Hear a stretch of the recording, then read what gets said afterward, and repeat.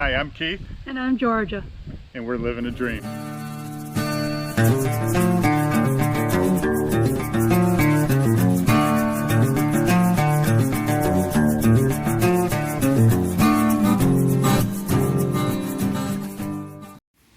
Today, Georgia and I will explore some of the gold mining history in the Black Hills of South Dakota. We'll leave our campground in Rapid City and begin in Lead, South Dakota, then travel to Deadwood, South Dakota, and then south to Keystone, South Dakota, and then back home. A trip of only about 120 miles and a lot of history here. We're leaving here Thursday in 2 days, so this is one of our last trips out. We've had some great trips from this home base of Lake Park Campground is the name of where we are, and it's been a great 7 days so far. And like I said, we got a couple more there, and then we're heading southeast after that. So in case you haven't noticed, I'm sure you probably have by now, we got a new truck. The Highlander was working out fine, except for the hills and the wind. It towed the camper fine on most roads, and it handled pretty good. But when we got into heavy winds, which you get out here in the west in the fall especially, and we get into some of the bigger hills, I was really starting to feel a little bit limited by its ability, and decided that we would go look at trucks. And lo and behold, we drove out of there with a new truck. So now I got a Toyota Tundra with temporary South Dakota plates on it. So when we get to Florida, we got to deal with that. But for now, I feel good about where we're at. I feel more confident in our ability to take the camper wherever we want to go, and not be cringing at hills. And I really felt like we were working that little Highlander pretty hard. So the truck will have a much easier go of it, and we're looking forward to future adventures.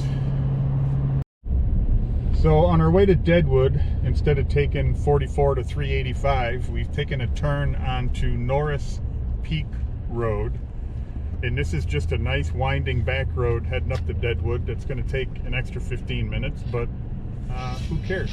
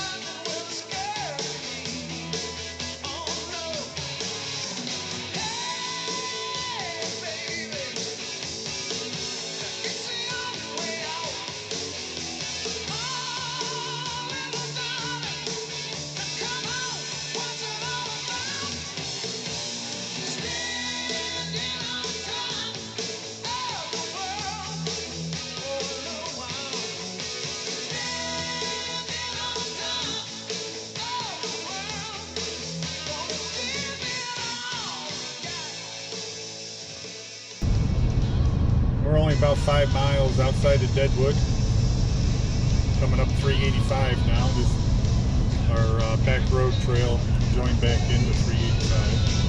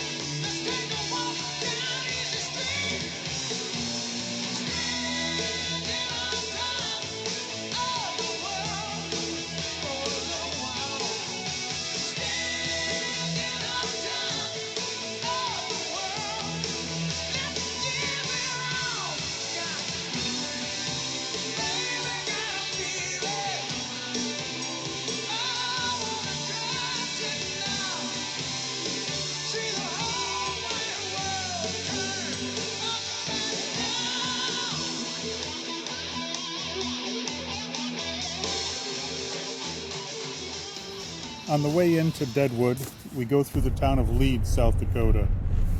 Lead is the home of the Sanford Labs Homestake Mine. It's a working mine, and it's produced 41 million ounces of gold and 9 million ounces of silver over its lifetime. They still put 1,000 workers underground every day, and there's 370 miles of tunnels going 8,000 feet below the existing open cut. When you drive up to it, the open cut is a half mile across and 800 to 1,200 feet deep. It's massive when you walk up to the fence and look at it.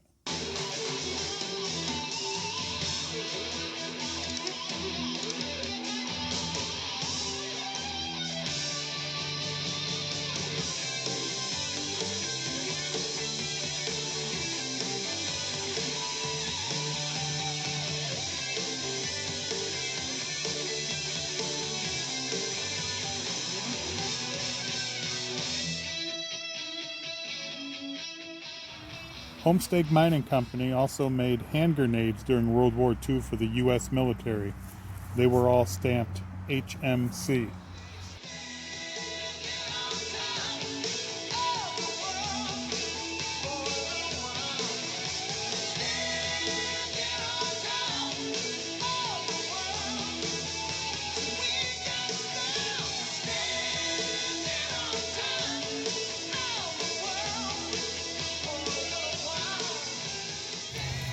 On the way to Deadwood, we stopped at the Black Hills Mining Museum in Lead.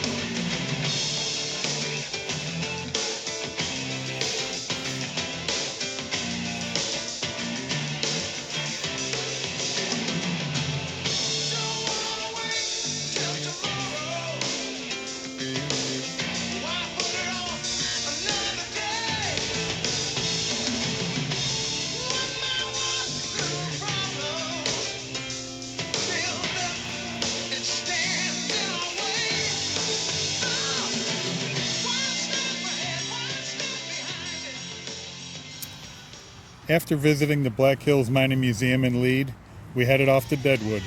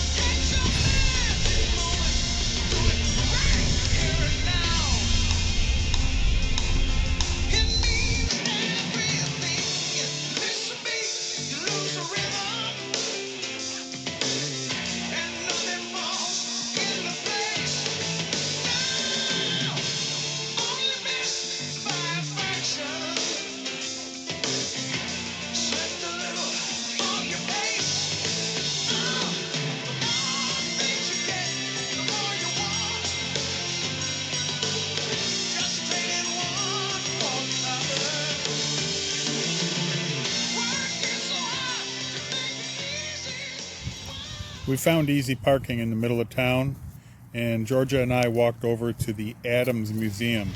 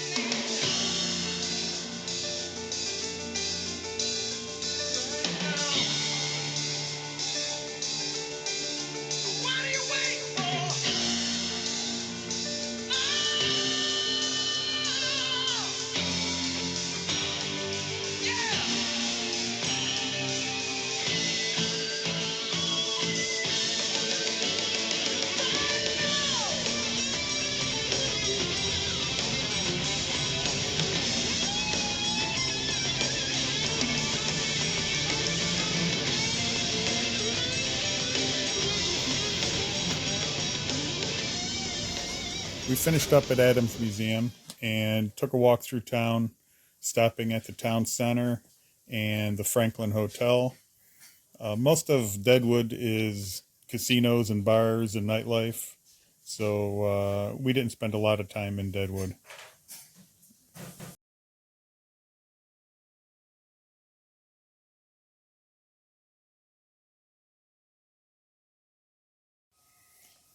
After Deadwood, we headed off to Keystone, South Dakota, which is not too far from Mount Rushmore, which we've already seen, but we wanted to check out some of the gold mining opportunities there.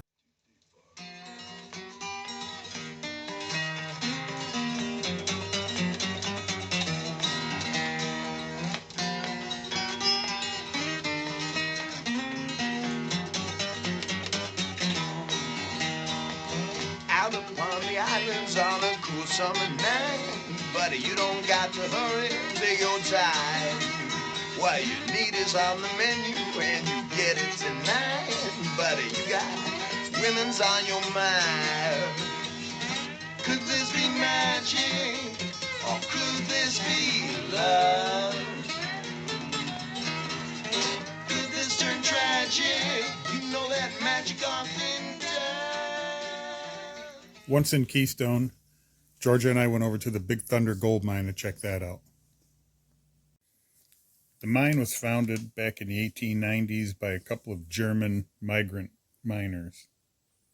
The two of them worked together in local mines as demolition experts, and after an 8 or 10 hour day at work, they would both come back to their own mine and spend 4 or 5 hours working on that every day.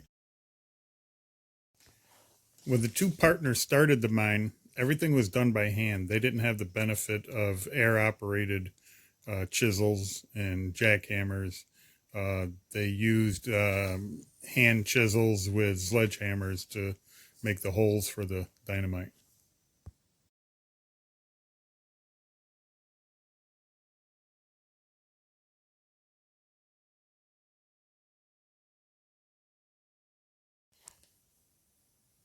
The partners never found gold to amount to anything until they got to what is the very end, where they did quite a bit of excavation and found some gold, only to realize that they were off of their claim and encroaching onto someone else's claim.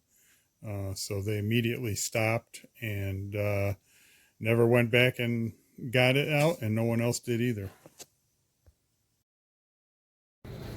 So we're on our way out of the mine. We did the mine tour already. It's pretty fun. Cool down here. What looks like. Say hi. Hi. We're going to pan for some gold. And now we're going to go pan for some gold, which I don't hold out a lot of hope for that, but we'll pan some dirt and rock.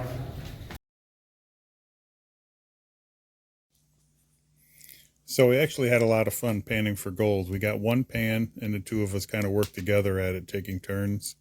And we did get a few flecks of gold, very small, nothing of value, but it was fun to do. And Georgia had a good time also. Knowing that we'd be leaving Rapid City soon, this would probably be our last drive up into the Black Hills while we were here on this trip. So we definitely enjoyed the scenery on the way back to camp, and we had a pretty full day.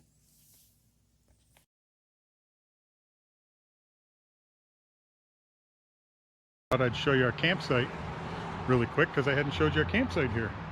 We've been here for 5 days. We have 4 more days left. More of an RV park. Sites are a little tighter together than a lot of the state parks we've been at. Here's our new rig. Hamburgers, and Georgia was making a potato casserole that kind of came out more like potato soup, but I love her anyhow. And it's our anniversary today. So 34 years we've been married, and I don't think life could be much better. I hope you'll join us for episode 12 when Georgia and I finally leave Rapid City and head south into Nebraska, visiting Scotts Bluff and Chimney Rock.